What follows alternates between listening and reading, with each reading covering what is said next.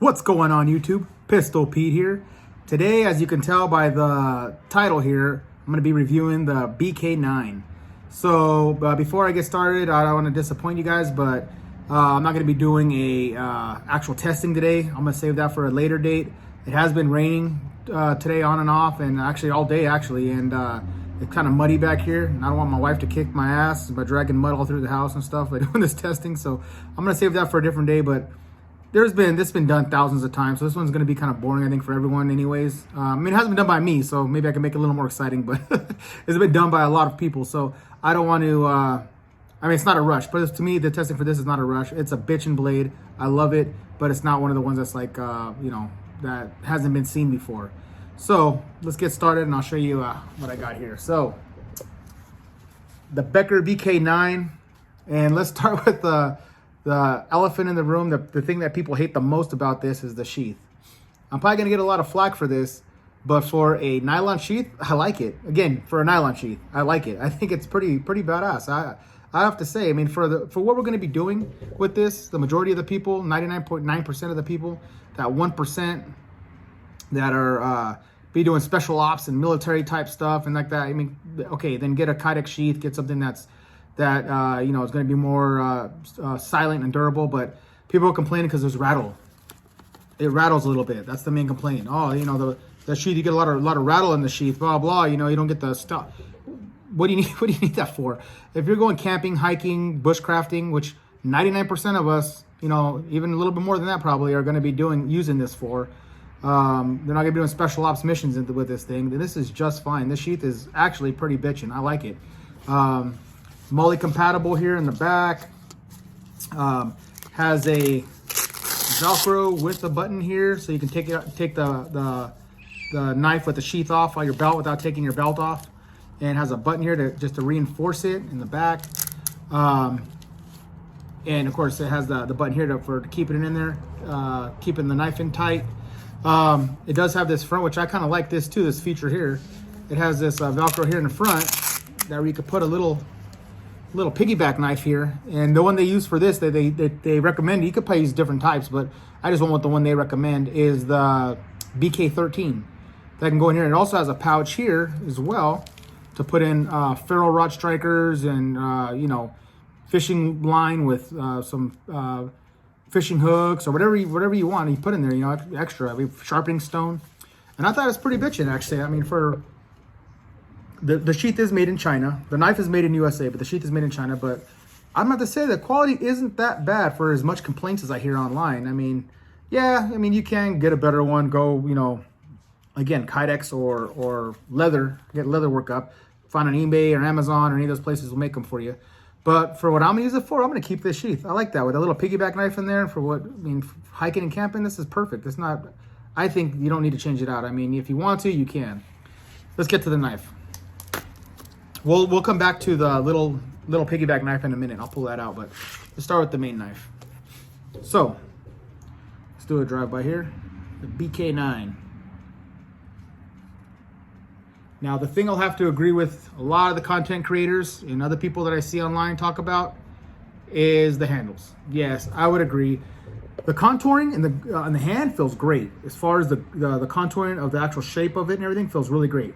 What doesn't feel great is this. They have some special name for it, but plastic scales is what, they have some fancy name. It's either reinforced nylon or some other Grivex thing, or I don't know. So they have different names for plastic, pretty much. So pretty much just plastic, and no texturing at all. So I mean, if you get any, water, blood, anything there, it's gonna twist right in the hand. Look at that, holding it. I'm not squeezing it tight, but tight enough, and it's still turning in my hand. So I mean, very slick. So I would recommend, like everyone else, change these out. There's a lot of places where you can find micarta handles or G10 handles, all different colors and textures and all different types of things you can do to it. You can even make your own if you want to. So I'd recommend changing those out for that. I'm going to do that eventually, change out the handles. Let's go over the specs real quick. So obviously they call it BK9 because it's a 9-inch blade, 9-inch blade length here. And it does, overall is 14 3/4. And it does have a 5 3/4 inch handle length. It's 3/16 thick, so fairly thick. The steel is 1095 Crovan, which is awesome steel. As you can tell by the, all these people that do these reviews on this, you can see this thing holds up like a tank. Amazing chopper. The balance feels really good in the hand, really good. I like that. Handles, like I said, since they're interchangeable, they make it really easy for you. Just that hex screw there, you just unscrew those and put the new ones on. It does have this black coating, and you all know from my videos and me ranting about it, I hate coated knives. I freaking hate it. I do not like coat. I've yet to find a knife that has a coating on it that doesn't get all scuffed up and scraped up and show the steel anyways. And then a lot of these, that has that grip texture on there, all it does is bind up, grabs pieces of fragments of wood and just binds it into there, and it just meshes into the coating, and I don't like it at all. I mean, I know that I get the purposes, we can go on days on the purpose. I get the purpose of the coating, but in my opinion, I just don't like it at all. So in the future, I might do like a lot of the content creators that I've seen do, is strip this down, make it all nice and shiny, make it all pretty, and maybe do something else to it. And I was gonna say, what I see a lot on this one too, which is awesome, is you could customize these so much. I've seen people grind off the jimping here because I don't like that, make it flat, grind down the spine to make it a 90-degree spine so you can strike ferro rods with it. People add choils right here. They'll add a choil, carve one out. Of course, like I said, different handles. Here, they'll change this shape up a little bit, and back here's a little skull buster or nutcracker, however you want to do it, oyster cracker. But I've seen people do so many things, and give a quick shout out to, if you guys haven't subscribed to him, go check him out. Awesome content, awesome dude, a real nice guy. But he did, so far, it's the best looking freaking customizing of a Becker, this BK9 that I've ever freaking seen. Is some guy, his channel is Ultimate Knife Search. Go look up Ultimate Knife Search. So two ultimates, Ultimate Knife Search, and put in the BK9. It's freaking bitchin'. I mean, right here, of course, he cleaned it all up, made it all shiny, took all the coating off, and then he etched in here like a Punisher emblem, and then put BK9 on the side here and BK9, and then he did bitchin' wood handles with like a burnt finish, and he put like grooves in it, like finger grooves and stuff. I mean, it looks badass. Actually, I've been trying to talk to that guy into maybe doing one for me if I can mill him out one and have him do one up for me. Maybe this one up for me. But yeah, I mean, just his content in general is pretty badass. You can tell he lives in the woods or something, has a whole forest to play with. So this guy's out there, and the testing he does, he just did a testing on the Work Tough Chonto, where he's stabbing through car hoods and stuff with it. And so entertaining dude. I have to give him a shout out. I do like watching his channel, and yeah, I would recommend checking him out and checking out his custom on this. It's badass. But so going back to the knife, I think I'm gonna do some customs myself to it. I said I do like the balance of it. I do really like the balance of the knife. It's really nice. I mean, it's nice and balanced. It's light. It's only 1 pound. The weight is 1 pound. It is 1095 Crovan. I don't know if I said that yet. 1095 Crovan steel. And I do like that steel, especially if it's done right. The heat treat is right. I know Tops makes a good 1095 steel. I don't know about the Crovan part, but I know they just do 1095 really well. So it's a tried and true steel. You can't go wrong with 1095. You just got to watch it because it can rust. So you got to make sure it's oiled, especially if you strip the coating off. But to me, it's no biggie. A little maintenance on the knife after you use it is great.